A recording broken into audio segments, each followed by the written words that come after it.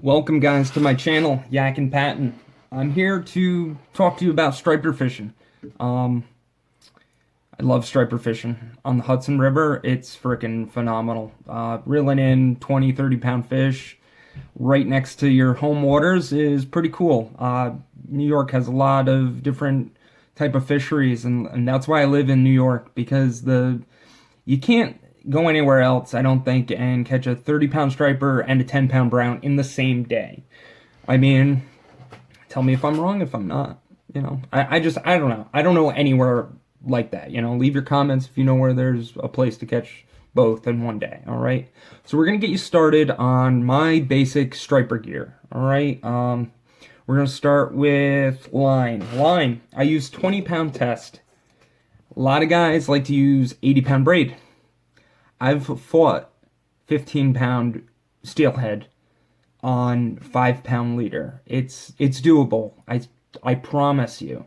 You set your drag right, you got your gear tuned, you can fight a big fish on light line. I mean, there's tons of YouTube videos on it. That's what I use, 20-pound mono. And as far as leader, I thought I used 15-pound leader, but I was looking in my bag. I'm using 20 20-pound fluorocarbon. I'm using this line to run to my weight. I'm using this line to run to my hooks, and we'll get to that shortly. So there are two lines that I keep in my bag at all times. My bag's small. I pack light. I'm a kayak fisherman. You gotta pack light. You gotta lighten up your load. Especially on small boats, especially if you're walking. The Hudson River is big, and there's certain areas that you can't get to by car. You need to walk to get to certain areas, and pack light. Don't pack heavy. Carry 2 rods. See if you can stuff them in a book bag. But let's get going on weight. Now, weight, I like to start off with a 3-ounce sinker. And I don't like to start off too heavy right off the bat. If my line isn't moving with a 3-ounce sinker, I'm good. I'm golden. If it is, I will attach another 2 or 3-ounce sinker to the line and give it a toss out there, see if the line moves, see if the current's moving it, see if the tide's moving it. But as far as weights, I pack maybe like 10 to 15 weights at a time. If you're getting snagged in certain areas, stop casting in that area. It's just advice. I do it all the time. If I'm getting snagged in one area and losing weights and losing equipment, I'm not fishing there anymore. Well, in that particular spot, I'll move down like maybe 10, 15 feet from that spot where I'm getting snagged. Now, all right, you know a little about the weights now, all right? Hooks. Okay, with hooks, I like to use the long, thin hooks. What are these? 1/0 hooks for bloodworms. When I'm fishing bloodworms, I like to thread them on here and toss whole bloodworms out. That's how I'm fishing the bloodworms. When I'm using chunked herring or live herring, I really don't like fishing live herring. You guys are going to beat me up and say it's the best thing since sliced bread. I don't like fishing. I don't. That's just me. Everybody has their opinion. I do like fishing chunk. And when I fish chunk, these are the hooks I'm using. Little bigger, a little beefier, and they get the job done. These hooks are phenomenal. I clear out dicks when I see these hooks. Just letting you know. So if you go to Dick's, don't clear them out. Just save me a package, just one package, just one. All right, let's get on to bells. I attach bells to my rods. It's just nice hearing that. You hear that jingle?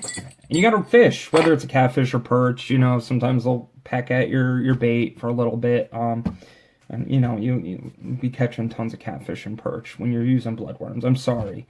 It costs a lot of money for bait, but what are you gonna do? I mean, I honest to God, I went through $250 worth of bloodworms last year, and don't tell Chelsea. Please don't tell Chelsea.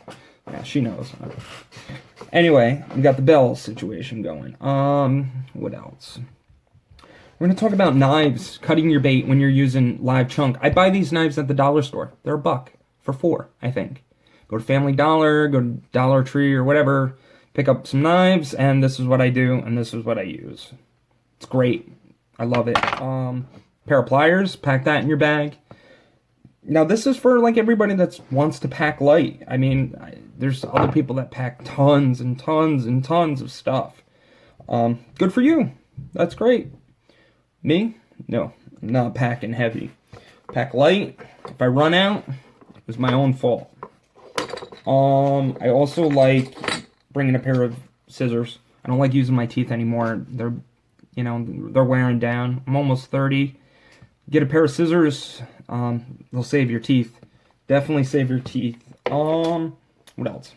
All right, so I do not like, I'm sure I'm going to get a lot of flack for it, but I do not like these line sliders. I don't like them. I carry them, but I don't like them.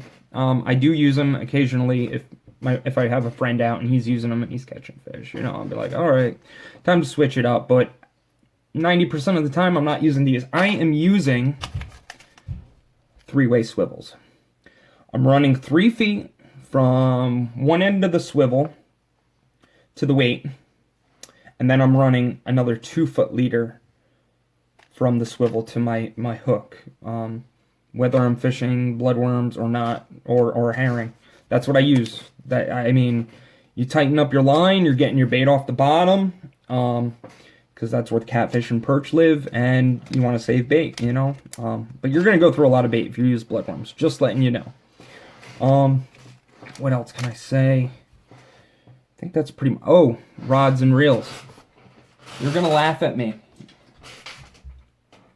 This rod, I think it was $40 at Dick's. All right? I used the line that was on it. I think it's a 9-foot rod. It's called an Alpha Shakespeare. Caught a huge striper on it last year. It handled great. $40. I don't know. I don't run a guide service. I'm not gonna buy Penns and Shimano's. Shit breaks. Stuff breaks. $100. I'd rather save my money for bait, honestly, and gas and a boat. I did buy a boat this year. I don't know if I mentioned that to you. It's a 12-foot V-hull Sea Nymph. Just working out, getting the trailer on the road and everything. I took it out the other day. It was choppy as hell. It sucked. It was so bad. But we're gonna try to get. I'm gonna try to get great video, and I'm trying to pick calm days to take it out. I'm doing my homework and really focusing on the wind. The wind sucks. I kid you not. I'm only fishing maybe a quarter of a mile away from my truck and trailer. I see the wind picking up, I'm out. I'm done. Not messing around until I get a bigger boat. What else? This information, this can be used from Poughkeepsie, Kingston, Newburgh, that area. This is great. There's plenty of spots. There's spots under the Newburgh, not under the Newburgh, the Mid-Hudson Bridge, over on the Highland side. There's spots in Kingston, Parks, there's down by the waterfront in Poughkeepsie. It's a great spot to fish for stripers. I know people that have fished for stripers there.